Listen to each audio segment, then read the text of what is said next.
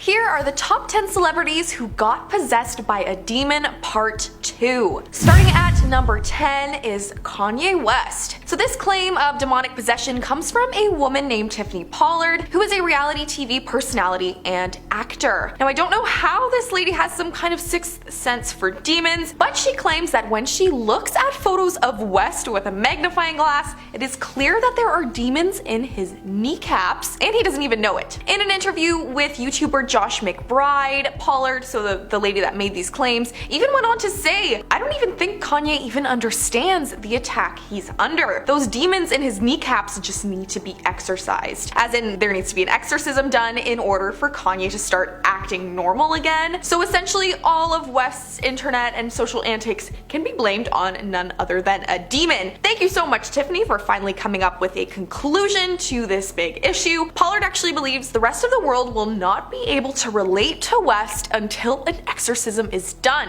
Hey, it might be worth a try at this point. Next up at number 9 is Jimmy Page. Jimmy Page was a member of the famous rock band Led Zeppelin who played the guitar and had done so since the 1950s. Page is still alive today and during his height of fame was known for having a passion for some dark magic. In 1971, Page purchased the former home of a man named Aleister Crowley, who was a dark magic enthusiast and occultist from the early 1900s. Page even made sure to have an extensive collection of memorabilia from the famous Crowley. When asked about his devilish beliefs, Page explained how he didn't want to discuss any of that as to not put others on his belief system. I wonder if this is because Page had actually sold his soul to the devil to earn fame, as many people claim. Maybe he regretted his decision of choosing a cursed life, or he just had a witchy hobby. The band used lots of satanic imagery quite a bit, and Page never really denied being a devil worshipper or that he was even possessed, so we're left with only speculation.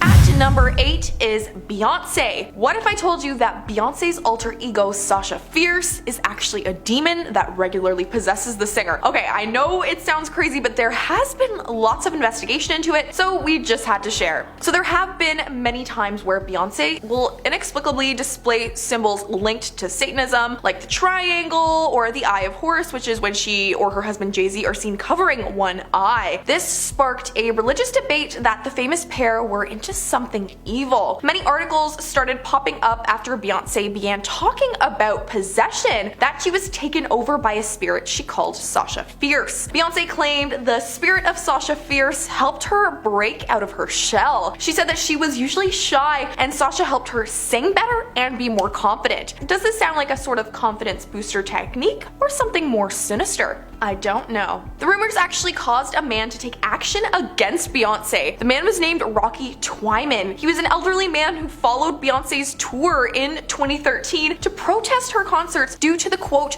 YouTube things that shows she is possessed by a demon. He was shown holding up a sign that said to join him in prayer for Beyonce's demons, and I wonder if that man is still going. Up at number 7 is Angus Young. The talented Angus Young is known as the lead guitarist of rock band AC/DC. Whether you are a fan or not, you may have noticed some pretty demonic messaging in the themes of AC/DC. Their Highway to Hell poster including a photo of the band and Young with the horns of a devil. Some people say the way Young plays the guitar is unnatural. While he plays, he looks at the audience with a demonic glare. He's even allegedly the reincarnation of a guitarist who sold his soul to the devil in 1938 named Robert Johnson. Other titles of AC/DC songs include Hell's Bells and COD or Care of the Devil. The band once used 13 bell tolls in a song to dedicate to their former lead singer. Young even once claimed, quote, "It's like I'm on automatic pilot. Someone else is steering me, I'm just along for the ride. I become possessed when I get on stage." So do you think this was just an exaggeration, or are we looking at something really devilish?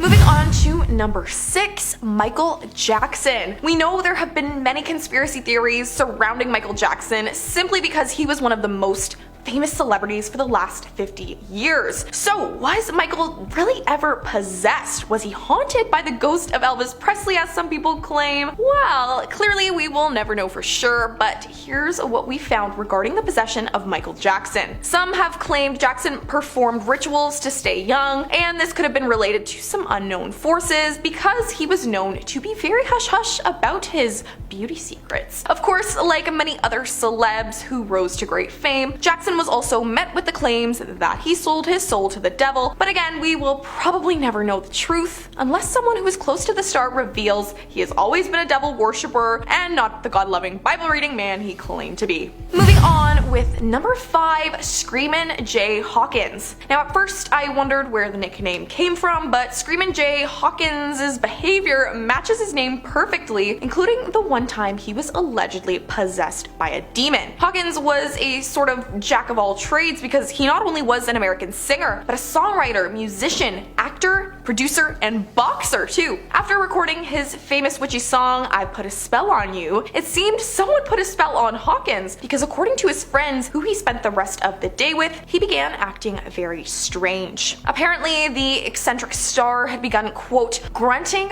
growling, screaming, gurgling in strange unknown tongues, and wildly dancing around the studio. Nobody could explain this behavior because the only substance Hawkins had consumed was alcohol, and it would probably take an insane amount to induce such strange behavior. But again, the story is more so a tall tale than anything, even though many still believe the man was truly possessed. And next at number 4 is Keith Richards. Keith Richards is one of the members of yet another rock band on the list, surprise surprise. This band is known as the Rolling Stones. And the Stones were one of the most influential groups of the 60s and 70s, being the focus of course, intense press and media companies who always had something to say about the controversial group who was always under the influence of something, or seemed to be. So the claims of demonic possession and Satanism came around when the group started singing about it, of course. One song in particular, called Sympathy for the Devil, exposed that the band was into occult-related things. The lead singer of the band, Mick Jagger, became fascinated with satanic worship from the book The Master and Margarita, a novel about the devil who visits Moscow, Russia. And the influence seemed to rub off on Richards, who apparently started acting violently, even pointing a gun at fellow band member Ronnie Wood one day. Was this a narcotic-fueled incident or a case of demonic possession? Number 3 is Little Richard. So the alleged demonic possession of pioneer rock star Little Richard allegedly prompted some religious action in his life. Richard went from being a rock star who played with the Beatles and the Rolling Stones, who were actually his opening acts at one point in time, which seems crazy because of how much the man was outshined by the group through rock history. But as he got older, the man began to denounce rock music and transformed his life, becoming a traveling preacher until his death at 87 in 2020. So did a demonic possession really trigger this major life change? Very well could have been, because during the height of his career, the man himself said he was possessed by the devil, and went on to say there are rock and roll people that are possessed that know they are possessed, then there are some that are possessed and don't realize it. Creepy. Up at number 2 is Ginger Baker. Ginger Baker was considered to be one of the first famous rock drummers ever. The man was born in 1939 and paved the way for the rock industry, combining beats that have never been put together before, creating a new sound that influenced countless music fans. What made Baker an infamous character in the music industry was, in the 1960s, Baker was a part of a rock band named Cream, where his rise to fame began. Baker's claim of possession came from his account of feeling like he was being controlled while he was playing music, when he said, quote, "It happens to us quite often. It feels as though I'm not playing my instrument. Something else is playing it. And quote, it's frightening sometimes." Yeah, that does sound pretty scary. And finally at number 1 is John Lennon. Yes, the famous Beatles member who died in a tragic violent crime involving a crazed fan was once allegedly possessed by a demon. Well, actually quite more than once. In fact, Lennon himself claimed that multiple entities possessed him